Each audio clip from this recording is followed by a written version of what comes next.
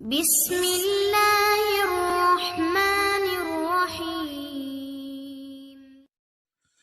پریشان زندگی کو آسان بنانے کے لیے بہترین باتیں۔ سب سے پہلی بات، جو چیز کسی کو زیادہ مقدار میں دی جائے وہ ضائع ہو جاتی ہے، پھر چاہے وہ احساس ہو یا پھر محبت۔ کہتے ہیں موسیٰ نے جس راستے سے دریا پار کیا، فرعون اسی راستے پر غرق ہو گیا۔ پتہ چلا بچانے والے راستے نہیں، رہبر ہوتے ہیں۔ حضرت علی علیہ السلام نے فرمایا، زندگی میں اگر برا وقت نہ ہوتا تو اپنوں میں چھپے غیر اور غیروں میں چھپے اپنوں کا کبھی پتہ نہ چلتا۔ اگر تم اللہ کے پاس اپنی حیثیت جاننا چاہتے ہو تو یہ دیکھو کہ اس نے تمہیں کن کاموں میں لگا رکھا ہے۔ والد سورج کی مانند ہوتا ہے، جب وہ موجود ہوتا ہے تو بہت گرم اور روشن ہوتا ہے، اور جب وہ اتر جاتا ہے تو پوری زندگی میں اندھیرا چھا جاتا ہے۔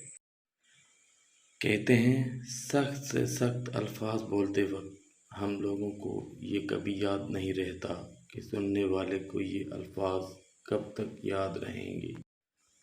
بزرگ کہتے ہیں دو چہرے انسان کبھی نہیں بھولتا، ایک جس نے مشکل وقت میں آپ کا ساتھ دیا اور دوسرا جس نے مشکل وقت میں آپ کا ساتھ چھوڑا۔ بزرگ فرماتے ہیں زبر نہ بن، زیر بن، کیونکہ کل کو آگے پیش بھی ہونا ہے۔ اکڑ سب میں ہوتی ہے، لیکن جھکتا صرف وہی ہے جسے رشتوں کی بہت فکر ہوتی ہے۔ کہتے ہیں ہر معذرت کرنے والا خطا کار نہیں ہوتا اور نہ ہی کمزور ہوتا ہے، بلکہ یہ صفت تو صرف وفادار لوگوں میں ہی پائی جاتی ہے۔